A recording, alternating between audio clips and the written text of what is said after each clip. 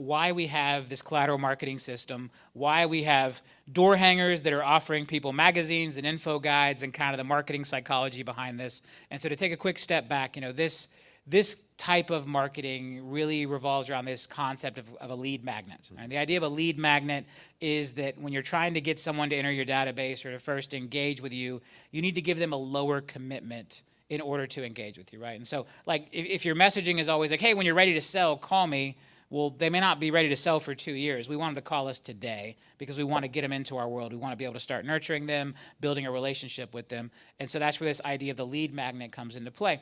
And so in real estate, there are some natural lead magnets, right? Like searching homes online has become probably the most prolific lead magnet ever. This is what Zillow and Homes and a lot of the IDX websites use. It's saying, hey, you want access to search homes, give me your contact information. That's the lead magnet. I draw you in with the searching of homes. You give me your contact information, and then I can market to you, and that's this lead magnet concept. Now, the problem with that one in particular has become a lot of people that really have no interest in actually buying or selling real estate just like to look at homes online.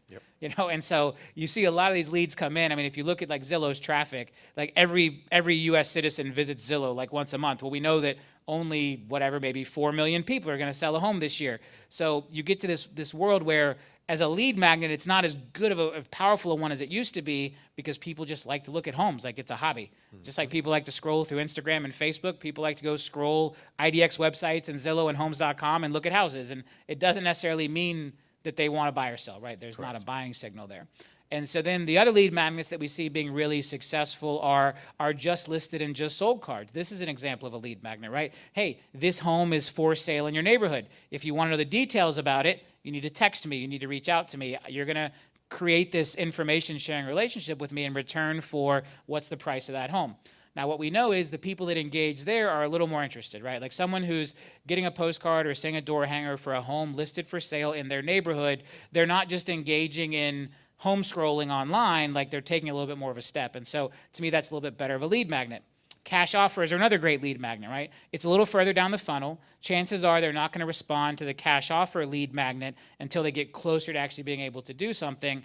And so what we wanted to build was, let's build some really early funnel lead magnets, right? People that are in the information gathering stage. They're not ready for a cash offer yet. They're not ready to start looking at houses yet. They're probably already searching homes online because everyone in America is searching homes online. Right. So how do we offer information that is useful to someone who is maybe thinking about buying or selling a year or two from now so that we can start building that relationship? And this is one of the beautiful things is when we're offline marketing, we want to try to get that relationship going as soon as possible so that we can do our pop buys and we can stay in touch and we can build that relationship that's local, that's in our neighborhood, that's in a community we're farming and selling homes in and doing business in.